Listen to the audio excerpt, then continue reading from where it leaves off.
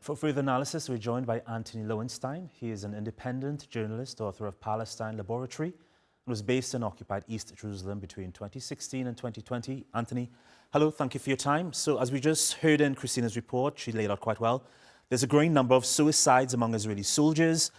From your perspective, what does that reveal about the culture within the IDF and the immense pressure, I guess, this conflict is putting even on its own troops?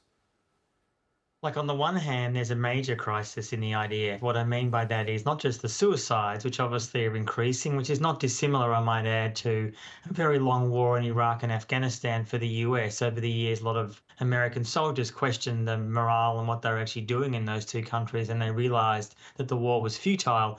In Israel, you have a similar situation. The Gaza situation is unresolved, it's never ending.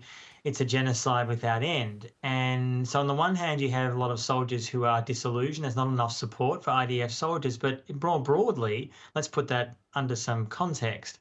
None of this is to do with suddenly caring about Palestinians. The vast majority of Israelis, including in the military, who are calling for the end of the war in Gaza, aren't doing it because they care about Palestinian civilians who are being killed at least 100 a day.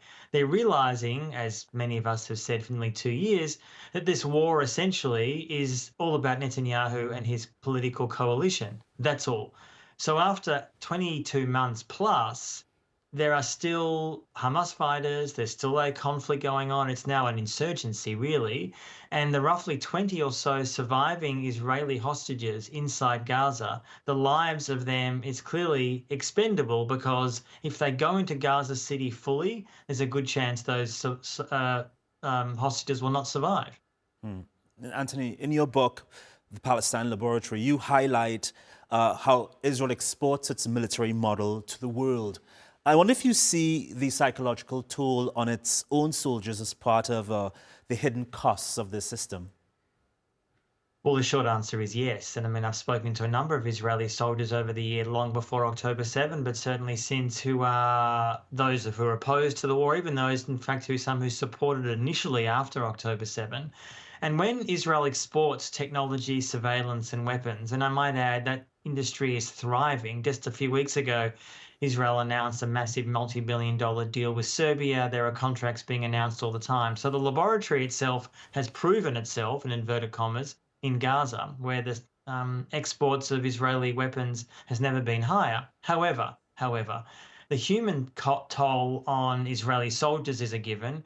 The human toll, let's face it, more importantly, on Palestinians is far higher. And just a few days ago, the former head of Israeli military intelligence, in a leaked conversation just a few weeks ago, said essentially, and I'm paraphrasing here, and this gives you a flavour of the kind of mainstream Israeli Jewish view of how they view Palestinians in Gaza. What he said was, and again I'm paraphrasing, something like, for every Israeli killed, huge numbers of Palestinians need to die, and what Palestinians need is an ongoing Nakba catastrophe, ongoing, on and on and on. Essentially a call for genocide. That is a deeply mainstream view in Israeli society. And I would argue, as I have for years, that one of the great untold hidden stories within Israel that far too many, in fact, most Western journalists ignore and have for years, is that genocidal sentiment is incredibly mainstream. It's not just held by the Ben-Gvirs and the Smotriches, who obviously are far-right extremists. It's very mainstream.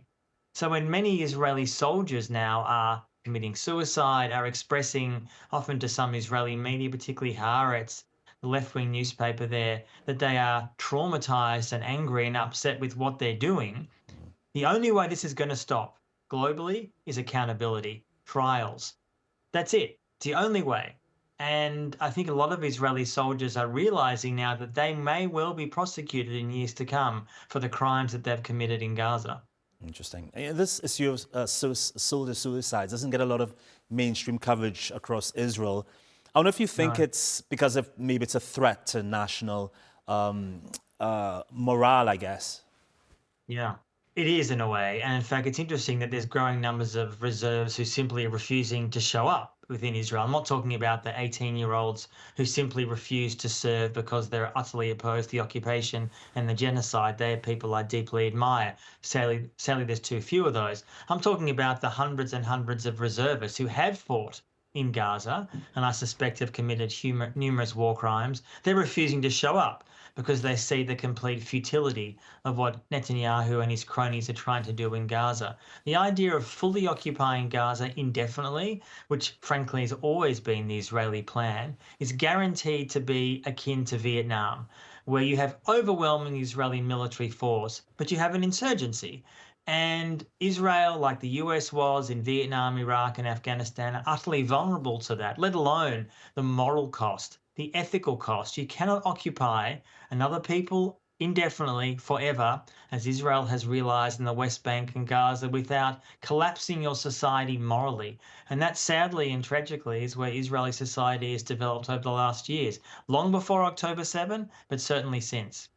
All right, Antony Loewenstein, really appreciate getting your perspective. Thank you. Thank you.